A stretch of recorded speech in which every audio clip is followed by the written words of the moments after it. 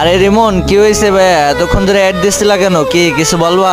আরে শফিক ভাই, অনেক আশা ছিল তোমার গিল্ডে ঢোকার ভাই, কিন্তু আমি এক সেলারের কাছে ডায়মন্ড টপ আপ করতে দিয়েছি, আমার টাকাটা মেরে দিচ্ছে, আমাকে আর ডায়মন্ড দেয় নাই ভাই। এখন আমি কি করব ভাই?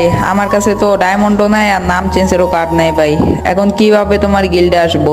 আরে ভাই, তুমি অন্য কারো কাছ থেকে ডায়মন্ড নিতে গেছিলা কেন? আমিই তো ডায়মন্ড টপ আপ করি। আরে শফিক ভাই, তুমি ডায়মন্ড টপ আপ করো এটা তো আমি জানতামই না।